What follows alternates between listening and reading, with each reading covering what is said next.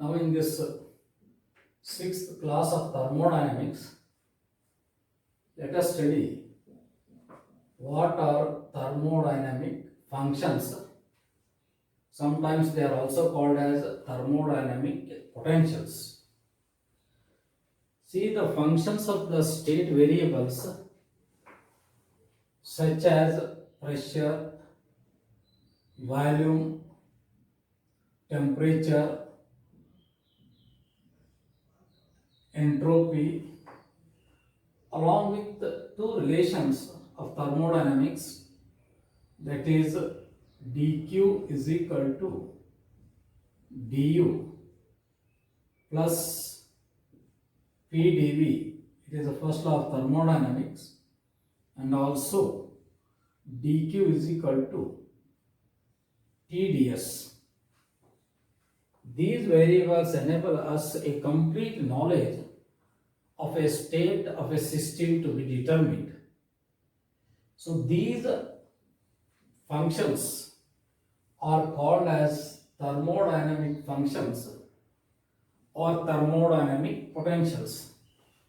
There are totally four thermodynamic potentials. One is internal energy, another one is enthalpy, then Helmholtz function and Gibbs function.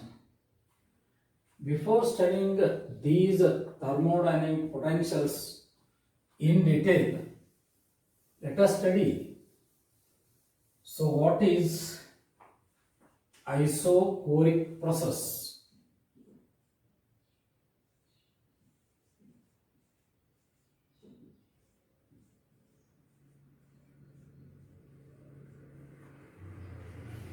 So a system undergoes change in the state by changing variables of pressure, volume and temperature. If a system undergoes change in the state by keeping volume constant, volume should be constant. That means volume should not change. That process is called as isochoric process. That means you know this dq amount of heat absorbed is internal energy plus amount of work done, pdv. So if volume is kept constant, there is no expansion or contraction, so amount of work done is zero, no work is done. So in this case, this du is equal to, dq is equal to du, because this is zero, no work is done. Means in isochoric process, amount of heat absorbed is equal to increase in the internal energy. Then what is isobaric process?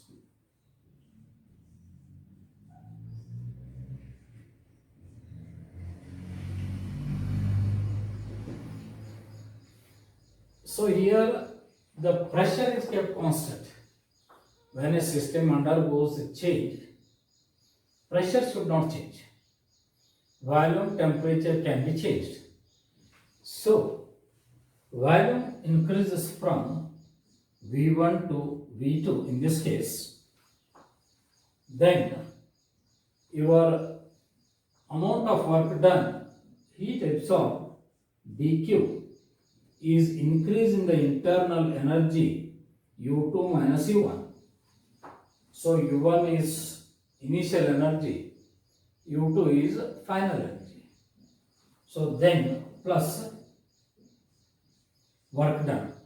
So this is the equation for isobaric process. So remember that here pressure is kept constant. In isochoric process, volume is kept constant, and in isobaric process, pressure is kept constant. Then Your first thermodynamic functions or potential is internal energy.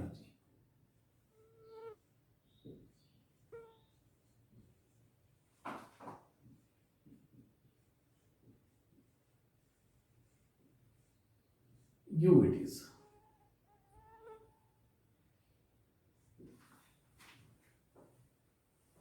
This is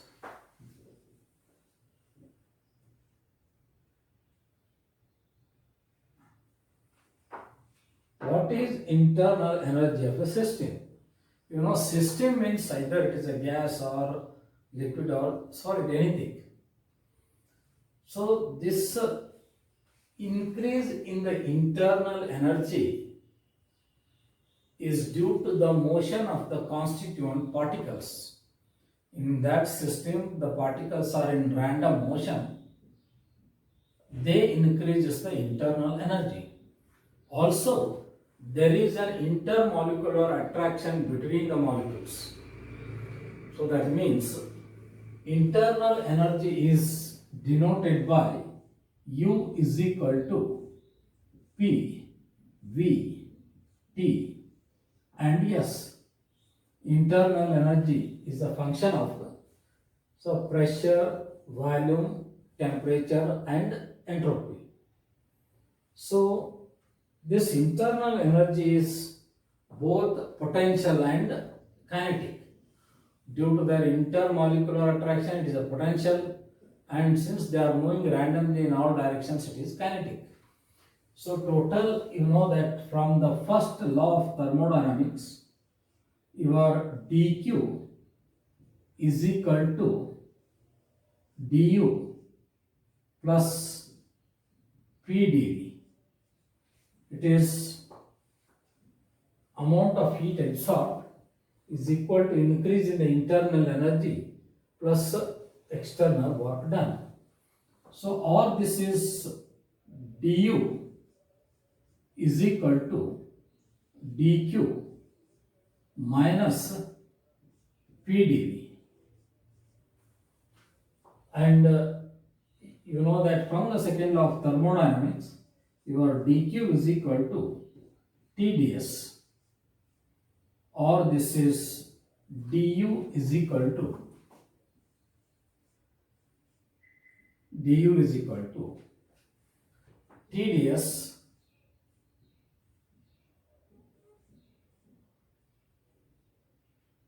minus pdv. So this is an expression for increase in the internal energy. So it is a function of T, S, P and V. That means internal energy is a function of T, S, P and V, four variables. And this equation 1 represents the first thermodynamic functions or potentials. It is also called as an thermodynamic energy. Tu is equal to Tds minus Pdv. This is the expression for increase in the internal energy. So what happens to this change in internal energy of the system if system is under adiabatic process?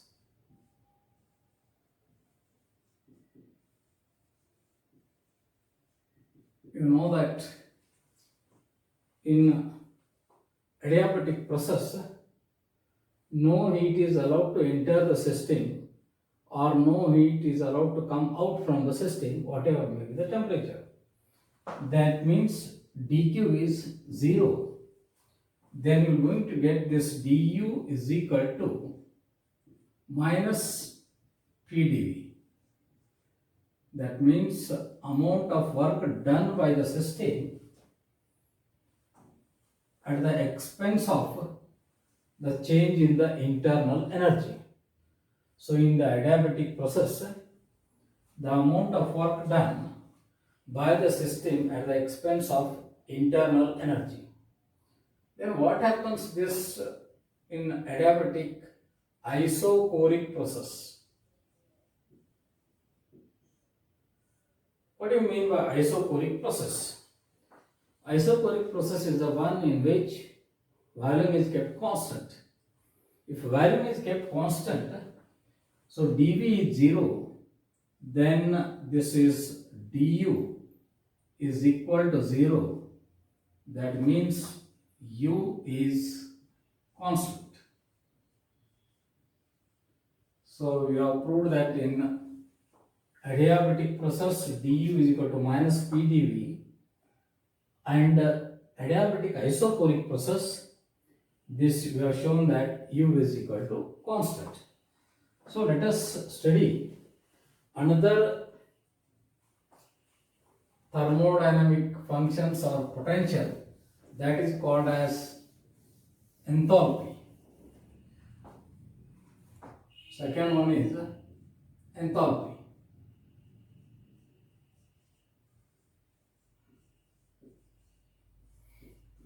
Enthalpy means total heat content in the system.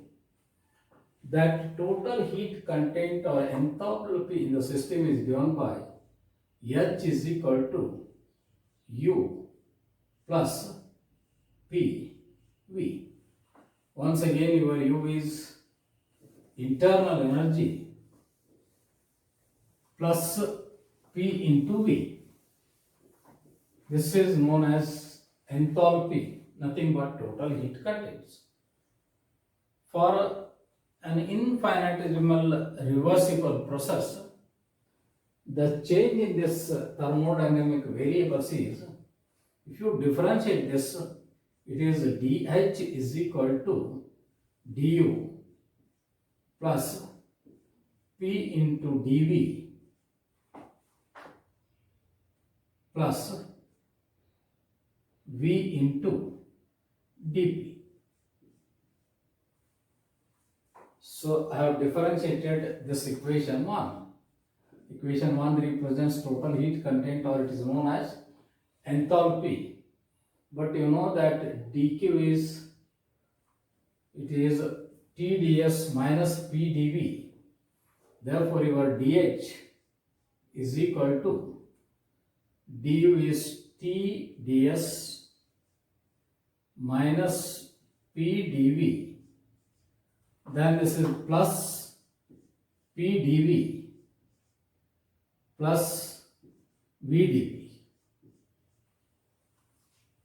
Then this minus PdV and plus PdV, this is dH is equal to, it is TdS plus VdP. Call this equation as 2.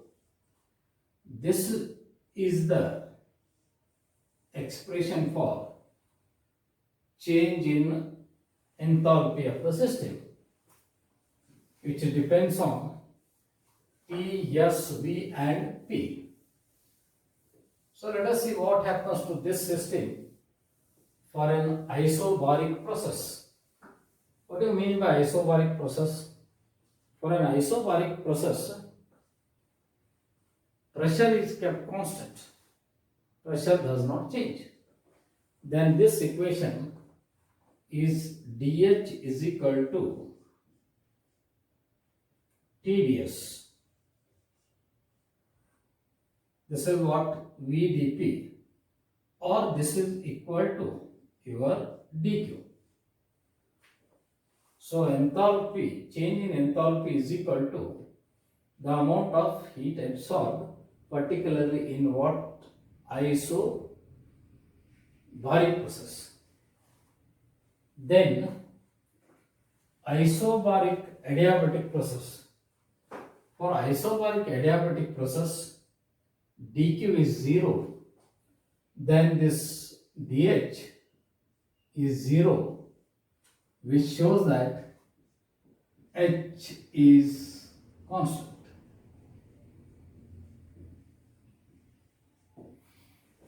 For adiabatic means no heat is supplied. Adiabatic isobaric process, this is 0, If this is 0, dH is 0. If dH is 0, H is constant. We have shown that H is constant here. Now let us study your third thermodynamic functions or potentials, which is also called as Helmholtz free energy. This Helmholtz free energy is given by F is equal to U minus Ts. Call this equation as 1. So U, T and S are state variables.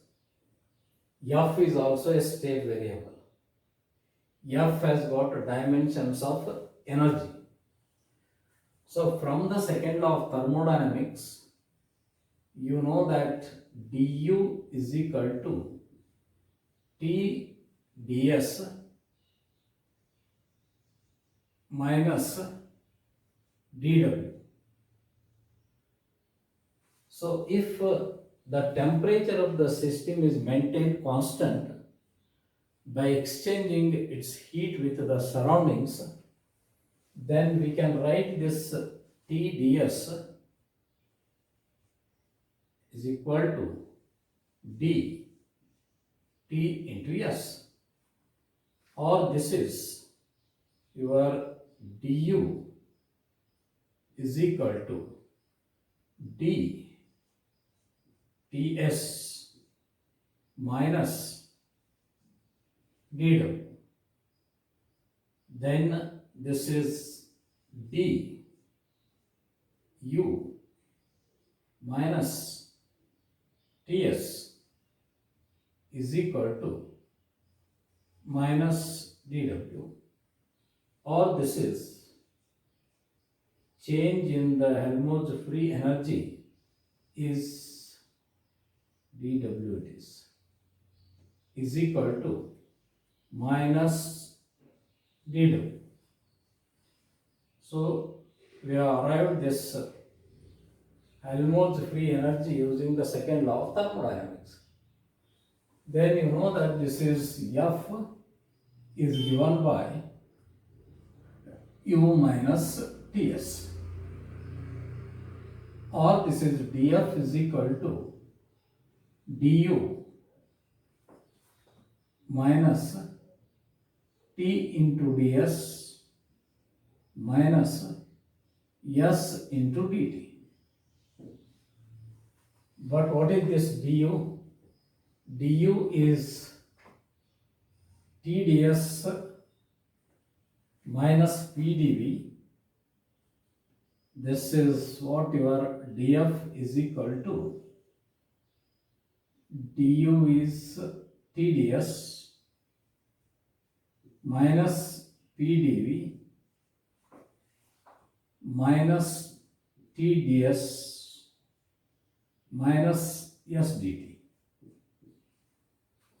Then your minus Tds plus Tds cancels. Your dF is equal to minus Pdv minus S dt. Call this equation as 2. So this is the expression for change in Helmholtz free energy for an infinitesimal reversible process. So at isothermal process, what is isothermal process? Temperature is constant. So temperature is constant means dt is equal to 0. Therefore dt becomes 0. Your dF is equal to minus Pdv, or this is Pdv is equal to minus dF. Means during an isothermal process, Helmholtz free energy decreases. During isothermal process, Helmholtz free energy decreases. Then what happens to isothermal isochoric process? So what is this your isochoric process? Isochoric process means volume is kept constant. If volume is kept constant, dV is 0, then your dF is 0. If dF is 0, what it indicates? F is a constant.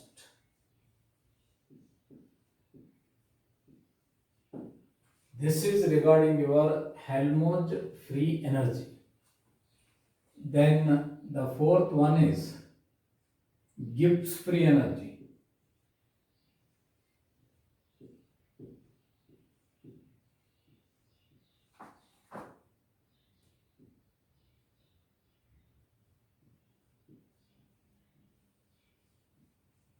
This Gibbs free energy is given by G is equal to U minus Ts plus PV. This is called this equation as 1 here. U minus Ts plus PV. Here U, Ts and state variables, G is also state variables. So G is the dimensions of energy. Then what is this U minus Ts? U minus Ts is F. So this is G is equal to F plus PV. Call this equation as 2. So this is the relation between Gibbs free energy and Helmholtz free energy. So also you know that your U plus PV, your H is equal to U plus PV. What is H? H is enthalpy. So G is equal to your H minus Ts,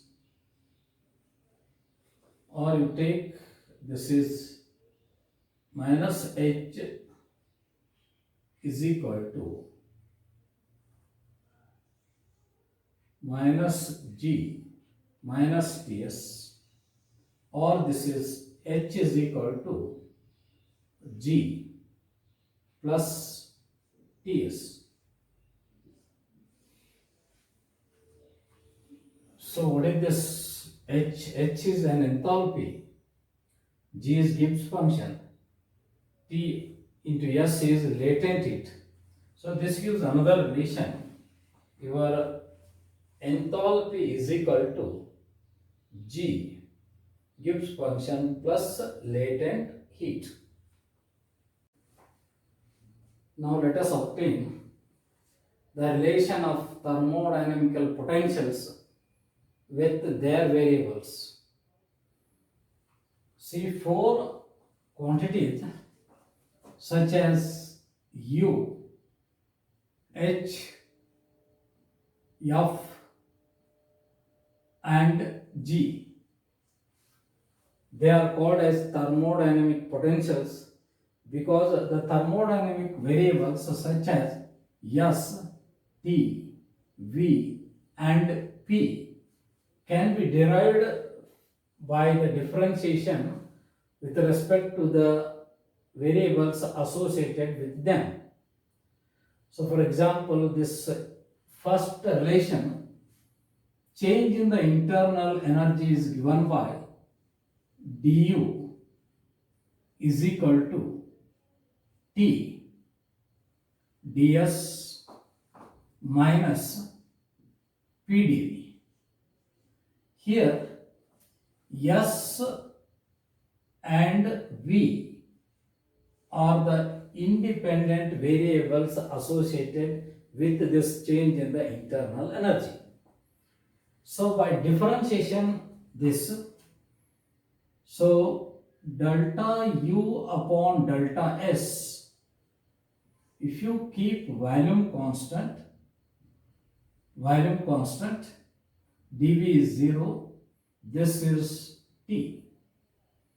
And similarly, if you differentiate delta U upon delta V, keep your S constant. S constant means this becomes 0. You will going to get this as minus P.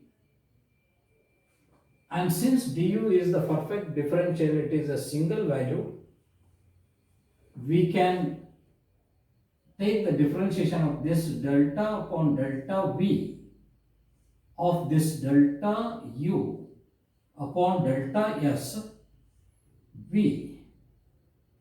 So what is constant here? Taking this S constant, this should be equal to, then once again it is delta upon delta S of delta U upon delta V, this one. Yes, of course, what is constant now here? V is constant. Delta U upon delta S, this is V is T. Therefore, your delta T upon delta V at constant S is equal to, this is minus delta P, because this is P, upon delta S. This is, what is constant? V is constant. Call this equation as 1, this equation as 2. Equation 2 is the Maxwell's first thermodynamical relations. I used this equation. Now use this enthalpy relation, second one. What is this enthalpy relation? dH is equal to TdS plus VdP. Then once again you take the differentiation of this delta H upon delta S, taking P constant, this becomes T. Then again delta H upon delta P, taking S constant, this becomes V. Once again partial differentiation, this is delta upon delta S, delta P into delta H upon delta S P. So here S is constant, that should be equal to delta upon delta S into delta H upon delta P. Of course, yes, then this is P is constant. Or delta H upon delta S is T. I can write this as delta T upon delta P at S. And this delta H upon delta P is V. I can write this as delta V upon delta S. It is, yes, this is P. So call this equation as 3 and this equation as 4. Similarly, if you use this third function, in the same manner, if you use the third function, you are going to get this as equation 5 and this as equation 6. And if you use that fourth function, dg is equal to v dp minus s dt, you are going to get this as the 7th one and this is 8th one. So here equation 2 is the Maxwell's first thermodynamical relation. So equation 4 is the Maxwell's second thermodynamical relations. Equation 6 is the Maxwell's third thermodynamical relation. Equation 8 is the Maxwell's fourth thermodynamical relations. Then how their variables are obtained means S, V, T and P. So from equation 1, 3, 5, 7. 1, 3, 5, 7. You can find out what is S and what is V, what is T and what is P. So let us see what is S.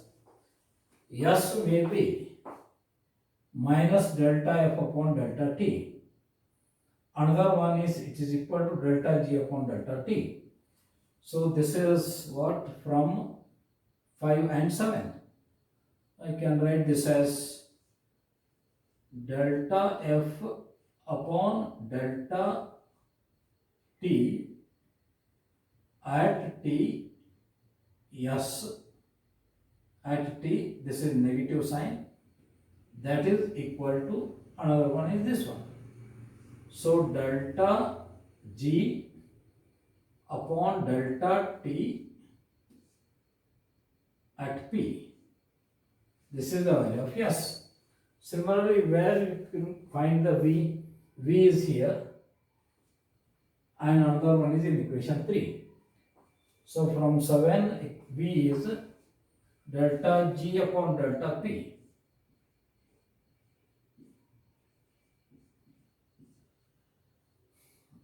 It is at constant T.